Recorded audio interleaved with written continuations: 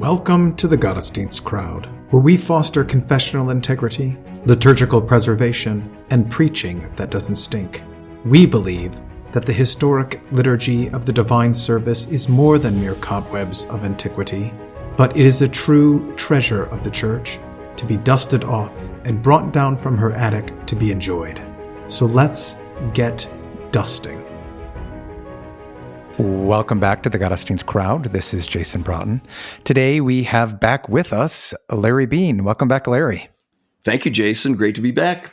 It's good to have you back on the podcast. So it's been an interesting time since we last spoke. We have a new president, a new Secretary of Defense, and kind of the world, or at least the United States, is kind of, going crazy over, in particular, Pete Hegseth's appointment. In particular, because he's like now a living meme. And, he is like the incarnation of the Deus Vult meme, right? And we're kind of going through this new Reformation, a battle of ideas, to be sure, but not playing out necessarily, in pulpits and in treatises, but on the internet, in meme form. And what's going on with that? What's going on with the Deus Vult meme? What's going on with what's happening in our culture? What are we kind of trying to slough off or take away that has been kind of picked up over the years? And what are we trying to regain? Yeah, those are all great questions, and I think they're summed up in all these meme wars. I mean, we're kind of recapping what happened in the Reformation. There were meme wars during the Reformation with the Gutenberg press and cartoons that were going back and forth. It's a clash of ideas, and we have sort of a clash of worldviews, clash of culture. A lot of it has to do with the role of male and female. A lot of it has to do with are we more hierarchical or egalitarian in society? And I think the whole Deus Vult meme, it really, a lot of that is packed in there. And I've been thinking a lot about it lately. I want to maybe do some writing on it, but this is a great opportunity to sort of flesh this out. The meme itself, people can Google it or whatever, but it's a knight, like a medieval knight, and he usually has a Jerusalem or the St. George's cross, which is the English flag that's become controversial now, and the words Deus Vult, and of course this harkens back to the First Crusade, 1095. And so as far as the meme goes, it's kind of an interesting history. I looked into it a little bit. It began in 2012 with a video game that was involving the Crusades. And so it just sort of popped up, really, it had nothing to do with cultural, political, social, religious landscape. It was just it was something that gamers enjoyed because of it.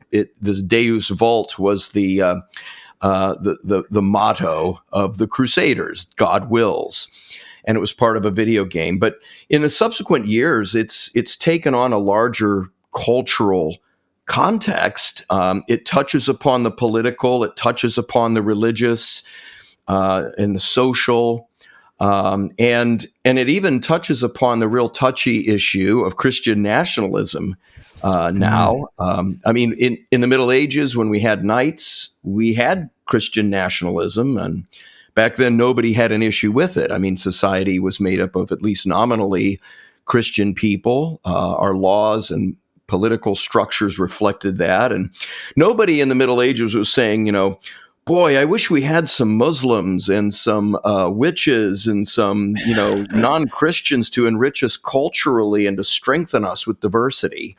That wasn't a thing back then, and but it is certainly a thing in our own day and age.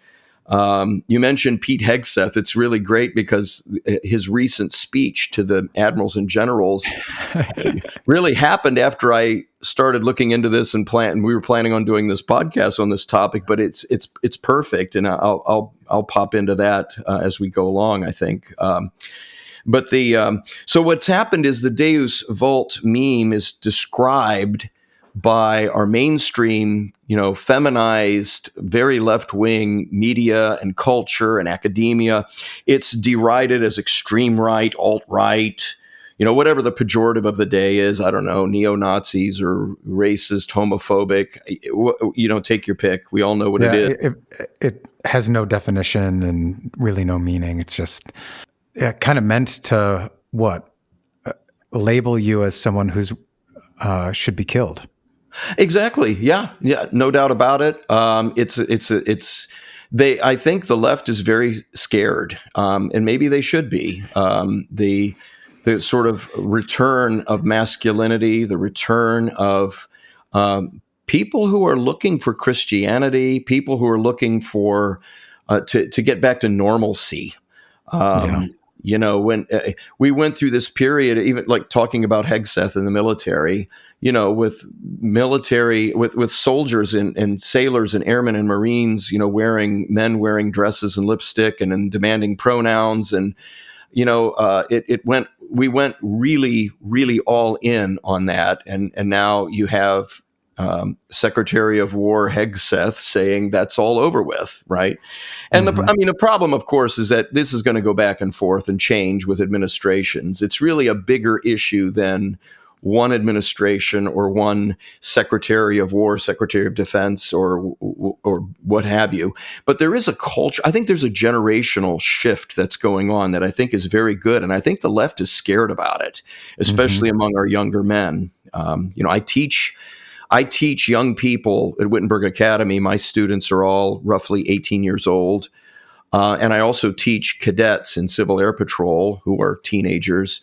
And there really is a yearning for normalcy, for sort of conservative family values, get married young, have children, stop putting us in the longhouse and scolding us for being men. There really is something happening in the cultural landscape that I think is a very good thing for us. And I think it's kind of, I want to unpack a little bit of that from the Deus Vult meme.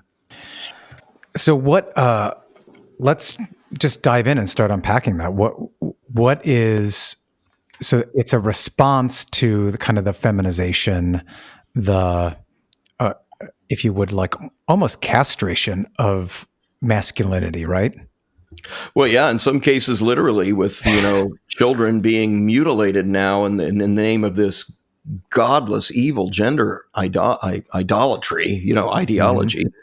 So, yeah, and really, what's interesting is the knight is a historical character, right? And there were good ones and bad ones, and all that kind of stuff. But what happens is it becomes an archetype. It becomes a sort of a literary form, an ideal that we look to. And there's some great quotes I want to share with you. One was from the great G.K. Chesterton. You and I did a program on all the wonderful things that Chesterton had to say and the beautiful ways and funny ways that he said them.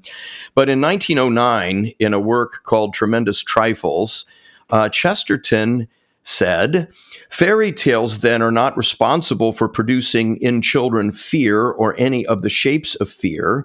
Fairy tales do not give the child the idea of the evil or the ugly that is in the child already, because it is in the world already. Fairy tales do not give the child his first idea of bogey. What fairy tales give the child is his first clear idea of the possible defeat of bogey.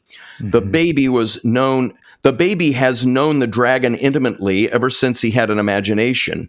What the fairy tale provides for him is a St. George to kill the dragon."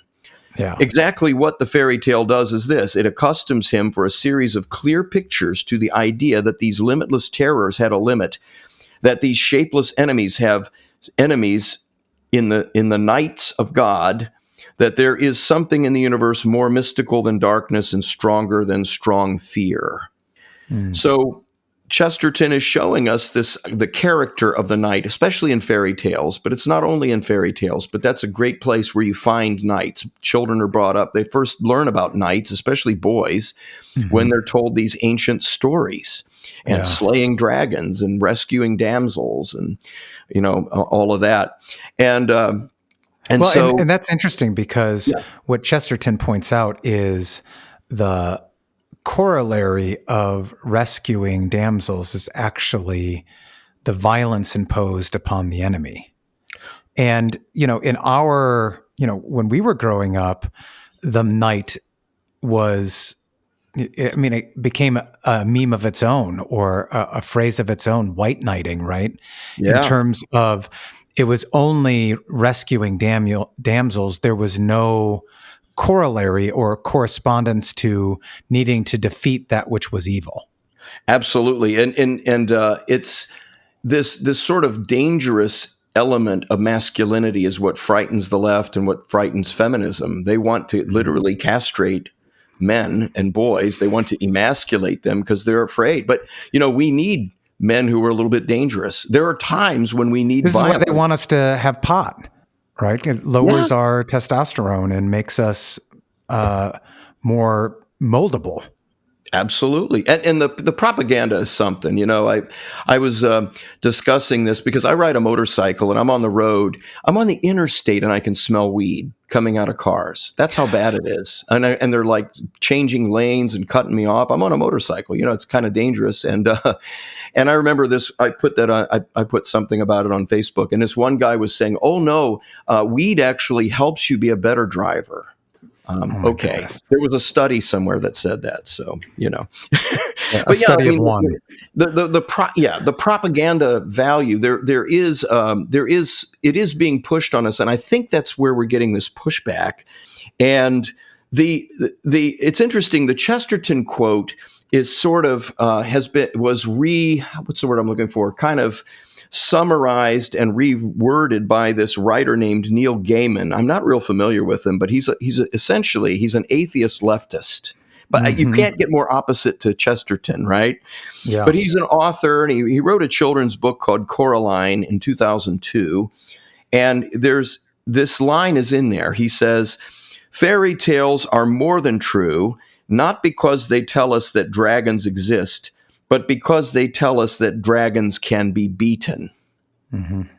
And that I think what he's doing is he's building on what Chesterton said, and we need to have the knight archetype. We need to have the heroic victor over evil in our imagination, in our culture. And feminism has all but cut that out. I'm going to demonstrate. I'm going to prove it by going through the history of it. But the next quote I want to read you is really great because it builds exactly on what you were saying. It's by C.S. Lewis, 1940, a work of his called The Necessity of Chivalry. He said, "The knight is a man of blood and iron, a man familiar with the sight of smashed faces and the ragged stumps of lopped-off limbs. He is also a demure, almost maiden-like guest in a hall, a gentle, modest, unobtrusive man. He is not a compromise or happy mean between ferocity and meekness. He is fierce to the nth and meek to the nth. The man who combines both characters, the knight, is not a work of nature, but of art. Of that art which has human beings instead of canvas or marble for its medium." So it's just beautiful because this does, think of the most manly guys that maybe in your family or your friends. I had a landlord who was just an absolute mensch. He was a highly decorated Marine Corps colonel in the Vietnam War. And he was big. He had a big booming voice. He walked with a swagger. I mean, he would raise his voice sometimes. It was kind of scary. But he also had a little daughter, and he doted on that little girl, and she would braid his hair. It was just so funny. Yeah. The most biggest, baddest guys are usually the most kind and gentle. Like they'll have a little puppy that they dote on, and that contrast, and it can change in a minute. These are not girly men; these are manly men, but they're also gentle. Yeah. They have a kindness and a meekness, is what Lewis says, and I think that's built into the concept of chivalry, which I want to talk more about too. Yeah, it's interesting. I had read somewhere, and I can't remember where it was, but something to the effect of, men should be capable of great violence, but all the more capable of mastering like their emotions so that they're not given to violence. Yeah, I think it's crucial. If it's just unleashed and unhinged, that's a Yes. formula for societal breakdown. But so is the opposite of Yeah. a nation of emasculated men.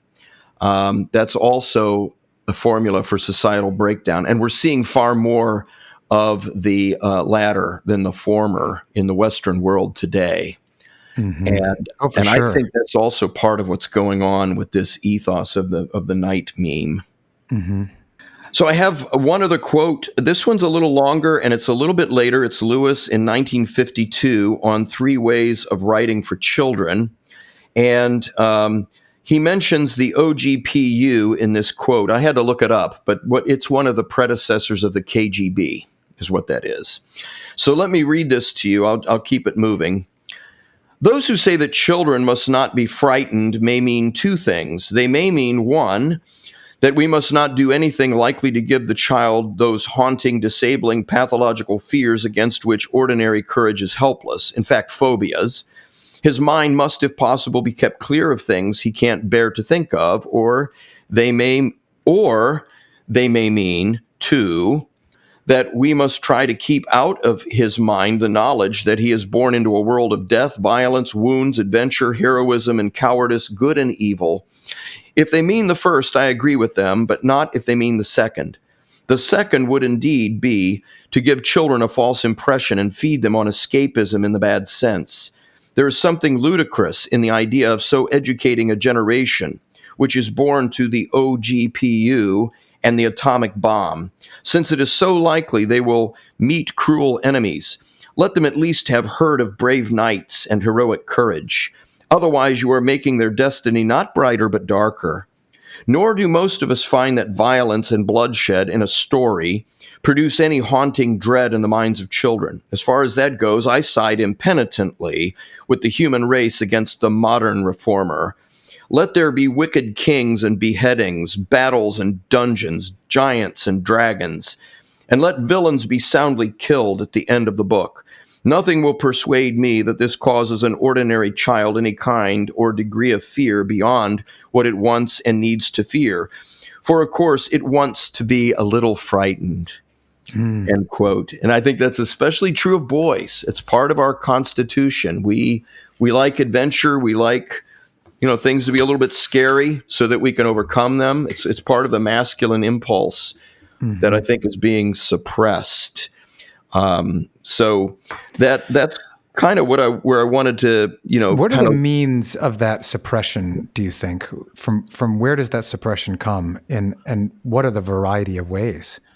I think we've already kind of talked about drugs, but not only like the physical, but the mental and emotional, I suppose.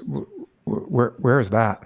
Well, I think we're seeing it with this pathologization of manhood, of masculinity. It's toxic.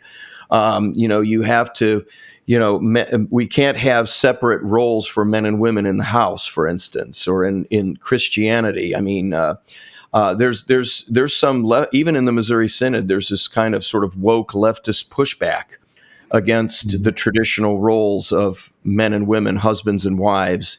The idea of the longhouse. The longhouse is, if people aren't familiar with it, it's kind of a shorthand way of talking about a feminized society with women leaders. Women having authority over men is an inversion of the biblical created order, and it leads to problems. We saw it in Europe where a lot of Scandinavia, Germany, a lot of these countries elect female leadership, especially in Scandinavia. Sometimes you look at the pictures of all the government officials, you'll hardly find a man in there at all. And they create policies that, instead of defending the state, instead open the gates, open the borders and because they feel sorry for all these migrants. And now you have no-go zones in countries where rape was almost unheard of. Now you have places where women can't even go, even in broad daylight, without being harassed. And the women running the country, their solution is to have jingles or signs on the subway, or tell the guy that's trying to rape you to be nice. And what you need is a knight. You need a masculine leader that's going to say, if you rape our women, we will put you to death. We will hurt you. We will deport you. We will destroy you. We will not tolerate this kind of violence against women. But or anyone. Again, or anyone, yeah. But I mean, in particular, we have kind of an impulse to protect the weak, who are most vulnerable. And what's happened is they've become prey. Even in formerly Christian countries where, you still walk around and there's old buildings with knights on them, where there's, churches, empty churches with crosses on them.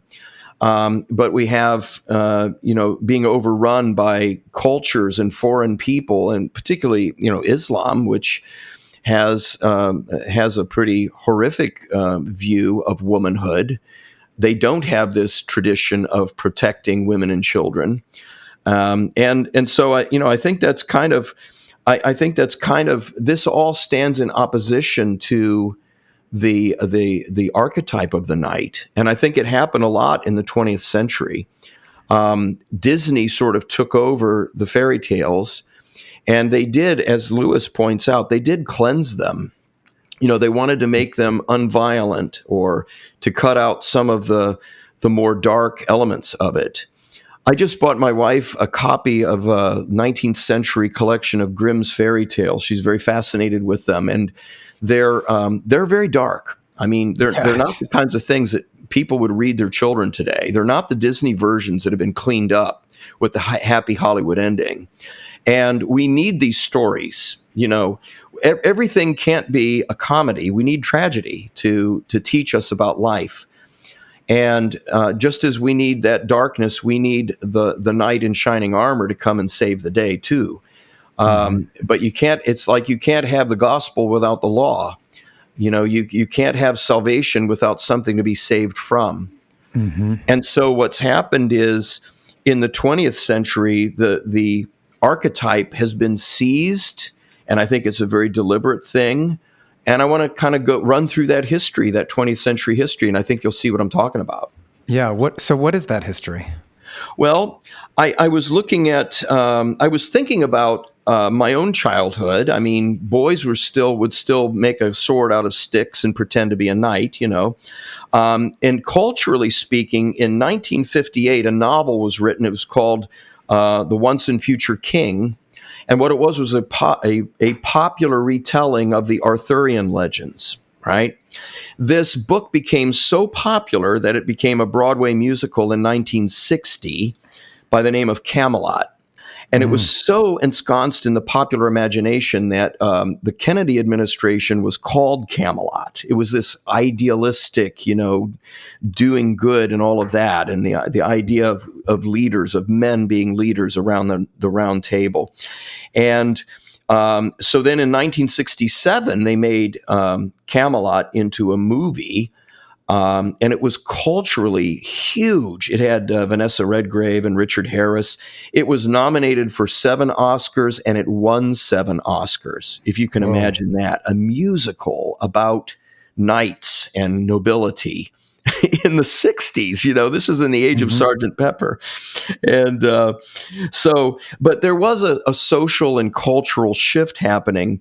In 1975, we had Monty Python and the Holy Grail, which it's a great movie. It's funny. It's a spoof. If you're kind of an intellectual, type person and you've studied medieval history, it's uproariously funny. But it came at a time in the 1970s when things that were considered sort of sacred were becoming objects of mockery. Everything was being mocked in the 70s. we had TVs all over the place in my house growing up, and I watched all these 70s sitcoms as a kid. And, MASH was all about denigrating the military, which people used to hold in high regard. All in the Family was about denigrating family values, patriotism, and transforming that into being seen as bigotry and small-mindedness and stupidity. Right? That was the whole thing. And all of these sitcoms were mocking that which we used to hold dear in society. At that time, Boy Scouts were mocked, in society. The military, the idea of knights, the church. It was all kind of coming unglued in the 1970s, and I don't think people realized it at the time. They watched MASH along with everybody else and laughed at it, but it was subversive. And there was a great subversion going on. And so what happens is, let's fast forward. There's a billboard that I saw, and you can find it if you Google it, you can find it. But I saw this billboard and had Elton John looking very gay with his little heart-shaped glasses. He's extremely effeminate looking, especially now that he's an old man. Chubby, old, soft, fat, gay guy. And anyway, the slogan was, "A knight fighting for those with AIDS." And then underneath it had the campaign that this was part of, which is called Pass It On. So it's kind of a funny juxtaposition. It talks about AIDS, and then it says Pass It On. I'm assuming that was unintended. But here's the thing. Elton John is a knight. He was knighted by the Queen. Mm-hmm. I'm pretty sure the Queen. He was knighted before King Charles became king. Yes. So, but think about who modern knights are now, right? They're no longer that archetype. So you have Elton John. Who else is a knight? Mick Jagger, Paul McCartney, Tom Jones, Bono, Rod Stewart, Ringo Starr, Barry Gibb. I mean, okay, these guys are great entertainers and all, but this is not the heroic warrior, chivalrous, strong man who's going to go and save the damsel in distress. It's a different. The knight paradigm has been changed. A lot of them are gay, interestingly. Sir John Gielgud. He's a great actor. He made a funny quip. I have to laugh. I have to give credit where credit's due. He made this quote once. He said, "Of course I can portray a heterosexual. I am an actor." And but he's this really popular stage and movie actor. He was actually in a porno movie. He did say he regretted being in the porno, but John Gielgud is a knight. Ian McKellen, who played Gandalf in the Lord of the Rings movie, is gay, and he was knighted. And in fact, in 1993, he did a show called A Knight's Out, and it's all about. It was 1993, and it's all about being a knight and coming out of the closet and being gay. Derek Jacobi, another great actor, I, Claudius, also gay. And in fact, he and McKellen were the grand marshals, the joint grand marshals of the New York City Gay Pride Parade in 2015, right? Because they're both knighted gay guys. Stephen Fry is another example. He's very funny. He's in Jeeves and Wooster, openly, unapologetically homosexual, and he was knighted. Mm-hmm. So we see this great reversal of what it means to be a knight. And number one, it's not accidental. Number two, there is an end game. There is a teleology to this. And so I think that kind of explains the pushback of why there's an attempt to sort of reclaim the archetype and the imagery and the heroism that the knight represents to young men today. I think that's what's going on. So what is that teleology then? What is the purpose, the goal? Well, think about it in terms of the traditional worldview aspects of the knight archetype. First of all, he's a warrior. I mean, he wears armor. He's a soldier. A knight is a particular kind of soldier. I thought it was kind of interesting. The Wycliffe Bible translation actually uses the word knight was in the 1300s. Wycliffe translated the Bible in English, and he uses the word knight, where we would say soldier, or the hosts of heaven, right? Sabaoth. He translates as knight, and he uses knighthood for that concept. It's an anachronistic, thing, but it's it's kind of an interesting snapshot in time. But the aspect of the warrior, that is something that is our feminist overlords have been wanting to emasculate for a long time. Having women in combat, changing the physical standards so that women can become rangers and be on submarines and all of that. Not even considering the logistical difficulties of having women who can become pregnant in the middle of a combat zone, who may actually be pregnant when they're sent off to the front lines. All of these. So there, I remember when the Citadel military academy in South Carolina was all male. And if you remember, this was back in the 90s, I believe it was, a girl applied and she lied on the form and said she was male. She had an ambiguous first name. She was admitted to the school. Then when they found out she was female, they withdrew their admission and she sued them. Well, she won, of course. And so you had this one female student. Now she's in Congress. No, that's actually a different one. Okay. The first one washed out, but you're right. Nancy Mace went to the Citadel, and she's all proud of it. And she's supposedly a conservative. But the thing was that I thought was really interesting when this girl, she did wash out, the first one. Okay. But this girl joined the cadets at the Citadel, and they have a tradition where the seniors and the upperclassmen, it's sort of a controlled hazing that they do. They call it the rat line, and it's like boot camp, right? The new students, the cadets, are lined up, and the older cadets get in your face. They yell at you. They make you do push-ups. And it's really kind of it's very harsh. Now, not punching, not striking, not true hazing, but it is kind of psychological distress. And women in particular don't do as well with that as men do in general. In general, men, you can yell at, like you can have a man get yelled at on his job or in the military or something. A woman is more likely to burst into tears. It's just we're wired differently. So anyway, these guys, these young men, young Southern men, chivalrous men who were raised that you don't hit a woman, you don't yell at women, you don't mistreat women, you show deference and chivalry to women. Now they were being forced to get in the face of a young woman and scream at her. And I remember there were guys that quit because they wouldn't do it.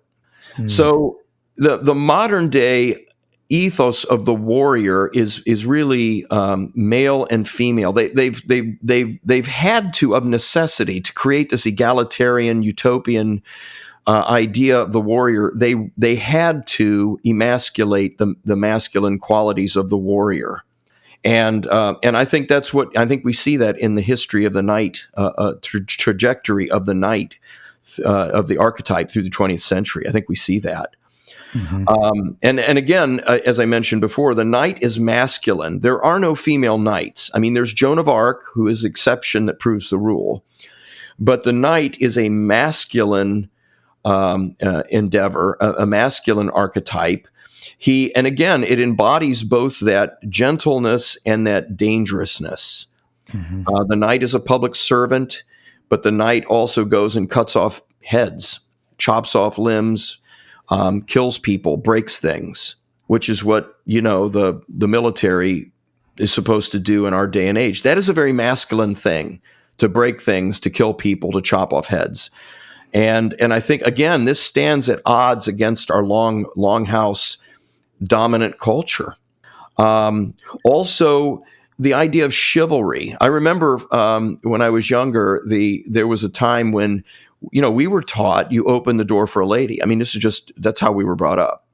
And then I remember there was a time when women were objecting to this. Don't do that. You're objectifying me. You're saying I'm too weak to open the door for myself. And so women rebelled against this. And so I think the idea of chivalry, it became mocked in the larger culture, and now it's just kind of vanished. You have kind of along the millennial culture, there is no sense of this at all. There is no sense of showing deference for women and children, and I think that there's a desire to bring that back among more Gen Z types. I think there's a desire among men and women to have chivalry. Women want a boyfriend who's going to open the car door for them. Right. And so I think we're seeing kind of a return for that. The knights were not only warriors, but they would escort groups of pilgrims going to the Holy Land. So the knight was not only chopping people's heads off, the knight was escorting people, especially, those who were weak and couldn't defend themselves. The knight was there to escort them. And the knight wasn't there to be vulgar and nasty and violent and brutish in front of them. No, he was there to protect them, to serve them. And that's really this whole idea of public service, which I think is very important. If we have time, I'd like to talk a little bit more about that too.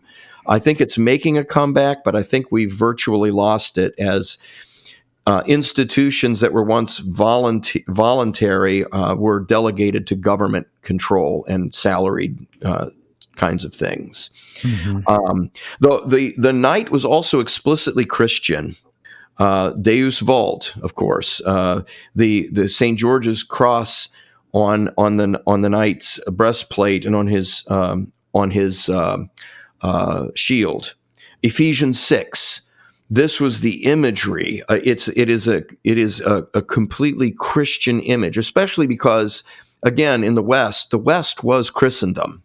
There was Christian nationalism in the West. And when the West sent knights to go into the Crusades, into the Muslim-controlled areas, they were Christian. That's simply how it was. If you read the Arthurian legends, their Christianity is just assumed, right? The quest for the Holy Grail was about finding our Lord's chalice. The Arthurian legends, there's always priests and monks and nuns. In medieval literature, Canterbury Tales, you find that along with the knight. There's always the priest. It's inseparable. And so modern, if you are sort of a modern influencer of public thought, you want to divorce the idea of the knight from Christianity, which I think also explains why you have all of these sort of godless men who are being knighted today. And that's what we call a knight today. So do you think that it was primarily aimed at Christianity then, or the changing of the masculinity part?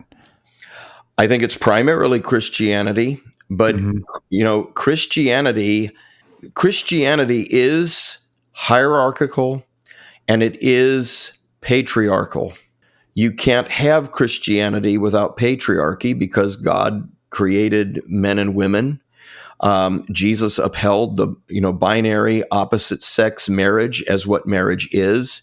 The scriptures, Old and New Testaments alike, uphold that the husband is the head of the wife, the husband and father is the head of the household.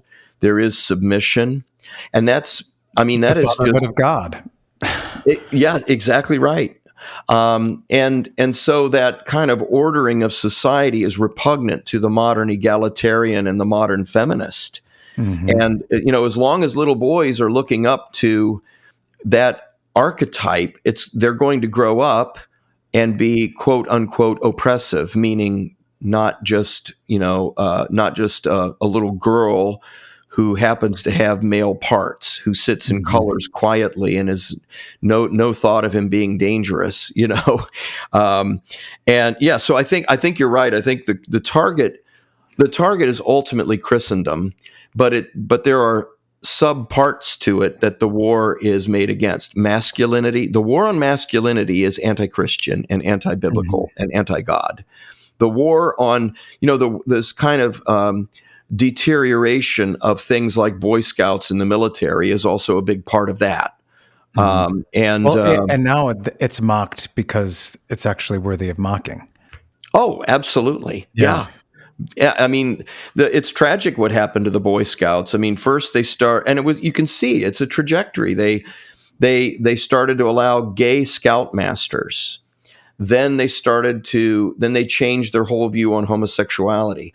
Then they made them co-ed, and now you have there are Boy Scout troops. They've retained the name BSA, and there are Boy Scout troops that don't have a single boy in them. Mm-hmm. And, it's simply men and women are different, and you change the whole ethos. You change the whole vibe. You change the whole context of everything.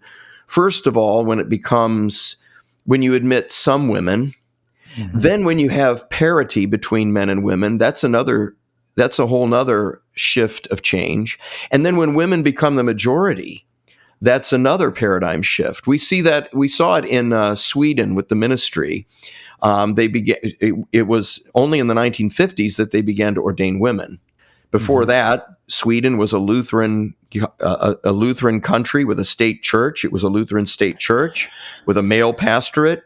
Then they started to admit women, and they were a minority because most women didn't want to be priests. You had men were mostly there, but you see, just having a few there changed. It moved the chains, right? To use the sports analogy, it moved the football down a little bit. Mm-hmm. Then you had so many women that it was basically 50-50, and then you have to change everything. You have to change seminary. You have to change the way you talk about the Bible. It's going to change preaching. It's going to change the way the sacraments are administered. It's going to change the way the church interacts with the world. And then what happened? The next step, nobody saw. Well, not nobody, but the leftists didn't see this coming. Men just started dropping out. They didn't want to be part of a feminized church. They quit going to seminary, and now it's hard to find men who are going to seminary in Sweden. And the Swedes recognize this as a problem. But what do you do about it? Men don't want to go. Men don't want to study at a feminized seminary. It's just like boys don't want to be acolytes if there's girls doing it. Yeah. This is what I was going to ask you. Like, how has the church gone along? Like, if this was aimed at the church, did we just not see that it was aimed at Christianity? Or did we see it and we're like, okay, we need to change with the times? What was like kind of the thought process? I mean, if we can, I suppose, get after that or surmise based on what we've seen, like, why didn't the church stand firm? And I mean, church in general, stand firm against all of this instead of just kind of going along to get along? Because you are seeing, now that the church, or in some sectors of what you'd say, the church writ large, standing firm and pushing back. But where has it been since, as you were saying, since 1948, when you have like Camelot and all these things then begin to change? Yeah, that's a great question. I think we in the Missouri Synod in particular have a false sense of security because we're not the ELCA.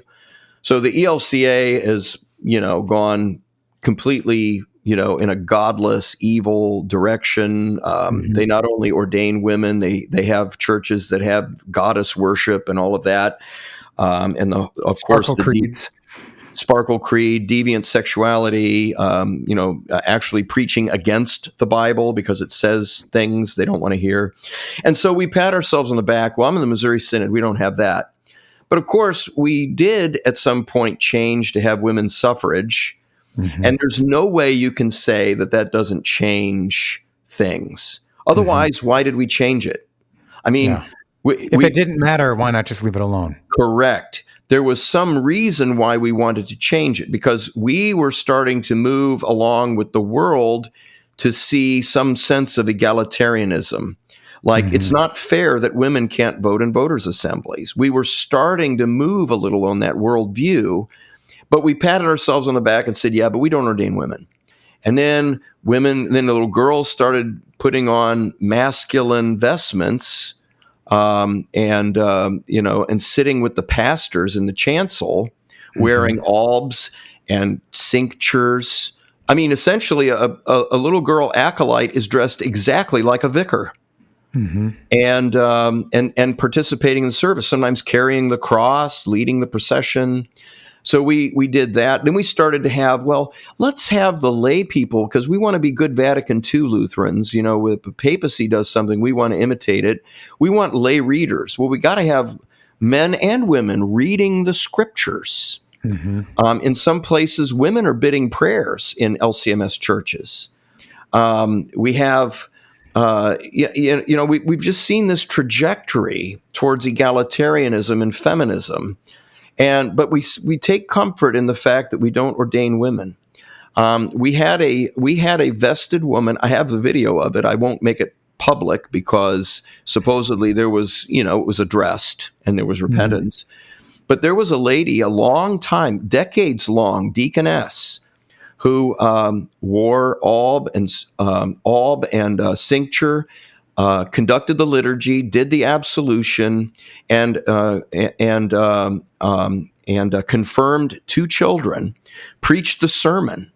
Now, she didn't officiate at Holy Communion, but we do have the example of the lay female consecration in an LCMS church, where it was the praise band singer singing the words of institution while the pastor had his fake chalice, which was just a prop, and a little table and his pop top little bread and wine prepackaged thing going through the motions while the girl did the consecration, and he was in his little baseball jersey.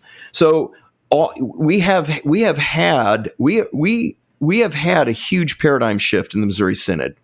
We have swallowed a lot of feminism, and what we used to hear pastor, the seminary was all about training pastors.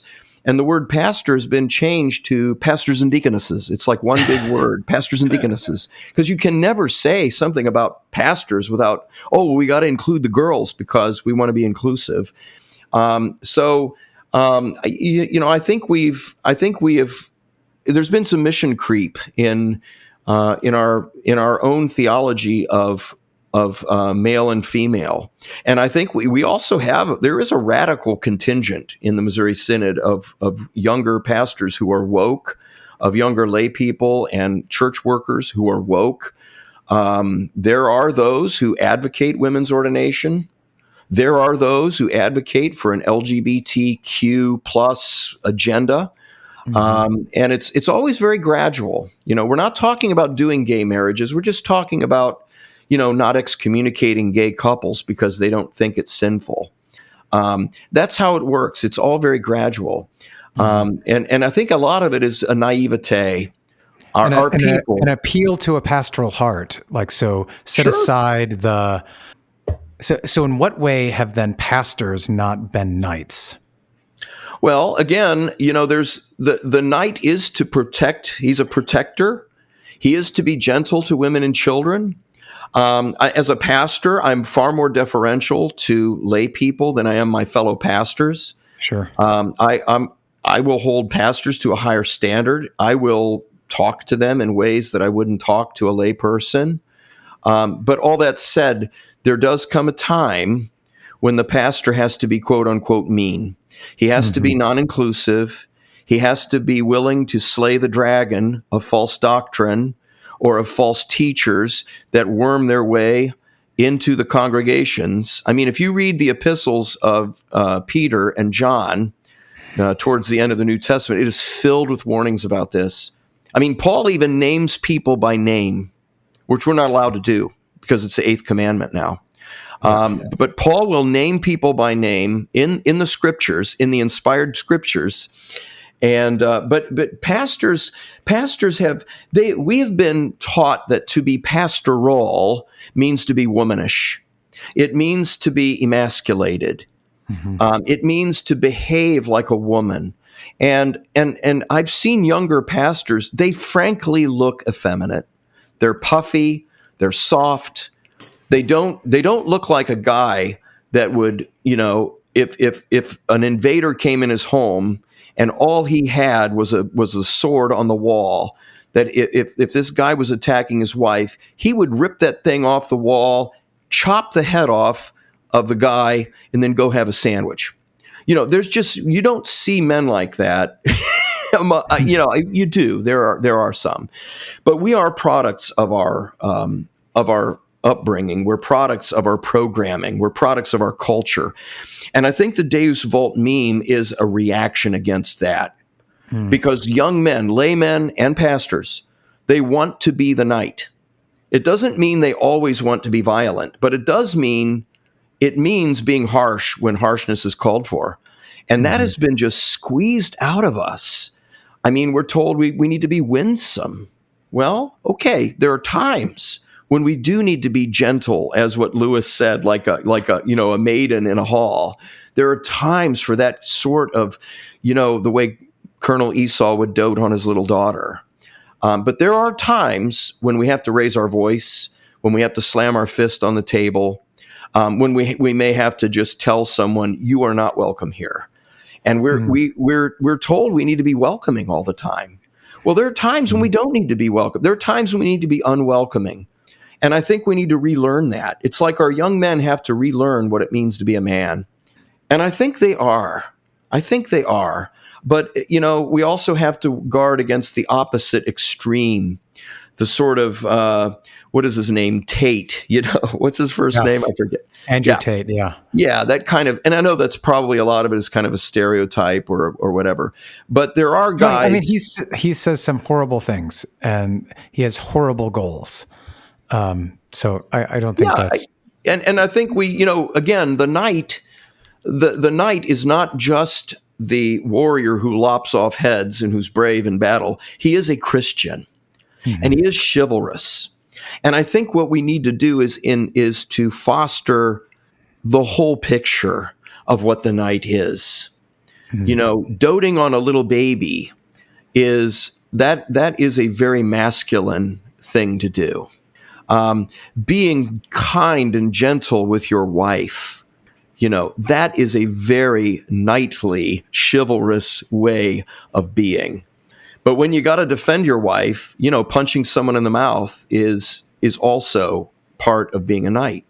And the Longhouse has just beaten that out of us. But I do think there's a real pushback coming. But it's up to us, the older guys. I was raised by my father is like the embodiment of the knight. U.S. Marine, tough as nails, but just he could also be kind and gentle. He taught me how to be a man. I was surrounded by uncles. I was surrounded by grandparents. I was surrounded by manly guys, that just in pursuit of hobbies and life in general. And I think a lot of our younger men, a lot of them are just sort of bereft of that kind of hero to look up to. I mean, to me, I don't have to read about it in a novel or in an Arthurian legend. I mean, I have men who embodied that I can look to for life experience. And I think it's up to us, sort of Gen X guys, maybe some boomer guys that are still part of, that haven't fallen to feminism. I think it's up to us to try to help that along in both its masculine destructiveness and in its masculine chivalry. Because one tempers the other, but we need both. And so I really do welcome this idea of looking up to this archetype and reviving it again. Yeah. Well, it seems too that, we're living in those two extremes. And what I mean by that is either you are more on the violent side of the knight or more on the meek, gentle side. And then there's no spot in between where you're just kind of normal either. Like you're not able to carry on normal conversations. You're not able to go through the checkout line and start up a conversation with the person that is checking out your groceries or the person that is giving you your receipt for your gas or whatever the case is.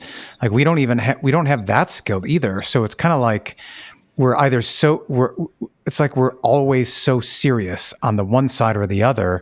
And there's no actual kind of humanity of what you saw with what you're describing your dad like, or that one former member like. Yeah, I think you're absolutely right. Again, it's like that Lewis quote about not being a compromise between ferocity and meekness, but holding both in tension. Mm-hmm. I wanted to touch on this idea of public service. In my community, Gretna, Louisiana, we have a volunteer fire company that's been on duty continuously since July 1st, 1841. There's never been 1 second that our fire company hasn't existed and been on call 24/7. And that's through, the war between the states, Reconstruction, world wars, all of those things that disrupt cultural life. And, 100 years ago, if you were an able-bodied man, you were a member of our volunteer fire company. Right. You got rudimentary training. You were expected if you heard the alarm go off. And we took care of our neighbors that way. And over time, what's happened is a lot of that's kind of been offloaded to government. Our company is still a private company, but we subcontract with the city of Gretna, and we provide fire protection. I say we because I'm a chaplain. I'm not a firefighter. I'm one of the guys. I'm not on the front lines of the fire company. We talked about this before, Jason. I'm a chaplain, and I serve those who serve. But what's happened is just in the time I started in 2011, and just in those years, I've seen the hairs getting grayer. I've seen the ranks dwindling. We don't have as many volunteers as we used to just in that period of time. We don't have an ethos anymore of public service. Younger people just sort of expect everything as a job, or they won't do it. And I think that part of this being a knight is kind of being a knight errant, a guy who looks for ways to help humanity and jumps in and does it. He's not looking for a paycheck. And I think I hope we can revitalize that. I am seeing, maybe in the past year or so, I have seen more young firefighters coming, more young men volunteering. So that's a very good thing. But there's been quite a dry spell. And sometimes, at a fire, I was at this one fire one time, and there was a guy, fighting a fire, and he came down off the ladder. He pulled his helmet off, and his hair was pure white. This guy was probably 75 years old, and he was up. And this is hard work. Firefighting is hard work. It is manly work. I know that we tout female firefighters and all of that, but it is upper body strength. It's just brute force and the willingness to go. When the alarm goes off, you go. And I hope that we can kind of reinvigorate that sense of public service. And that's, again, the internet has put people into little cubicles and little, isolated us. Like you said, a lot of younger people, they're very shy. I'm an introvert, but I wouldn't say I'm shy. I overcome my introversion, but I can talk to people. Mm-hmm. But younger people who live in the world of social media, they don't know how to make eye contact. They don't know how to talk. Some people have phobias about it. But I do think getting involved in some kind of public service, some kind of voluntary work on behalf of helping your fellow man, it does bring you into contact with people, and a diverse group of people.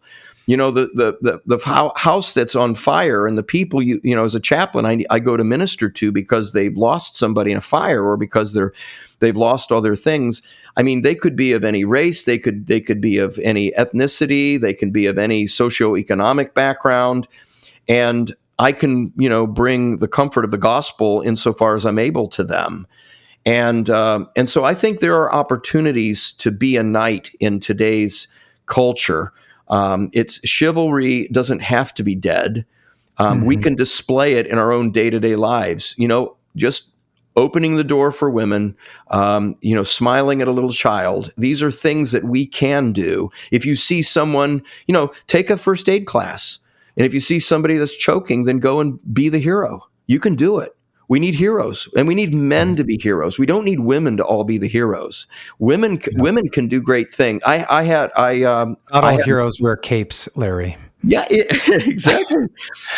I had a female cop did compressions on me and saved my life, and my wife did too, and that's wonderful. All people, men and women alike, should get CPR training, but men should take the lead because we're hardwired to jump into a crisis and to fix it. That's what men are. We have tunnel vision. We're all about fixing stuff. And we're usually less inclined to being battered by our emotions. And so I really want to see young men volunteer. You can become a reserve cop. You can join. I'm a member of the Louisiana State Guard. It's sort of like a volunteer version of the National Guard. Men can do that. There's Civil Air Patrol. There's all kinds of, Boy Scouts used to be a thing, but now there's an alternative. What is it? Trail life. There are ways that we can inculcate manhood in our young men and to bring back the ideals of chivalry into real life and into the church too. I think it is so important. We need our young men to see in our masculine saints, in our godly patriarchy that is God's order. I think our young men need to see that, and we need to model that for them in the church. And we have the ideal bully pulpit to do it as pastors, because we do still have an all-male pastorate, and we can provide a godly example to men and women in the congregation and beyond the congregation as to what that looks like in the real world. And I think we should embrace that archetype. Amen. Well, thank you, Larry, for coming on and talking about this. It is kind of right up your alley, isn't it? Yeah, it sure is. It's kind of funny.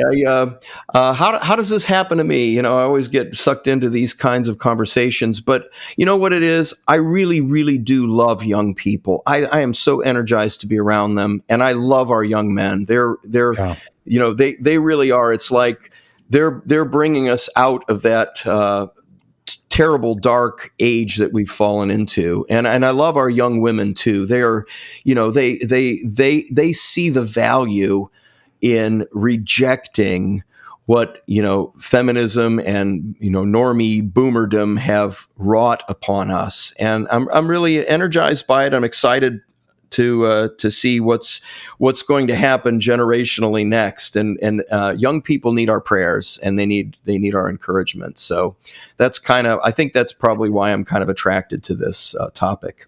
Very good. Well, thanks for your time, Larry. Always a pleasure to chat with you and unpack the things that you're seeing going on. Well, thank you, Jason. Keep up the great work. The podcast is just the golden jewel of the Gottesdienst empire. So thank you. You're very kind. Thank you. Take care. You too.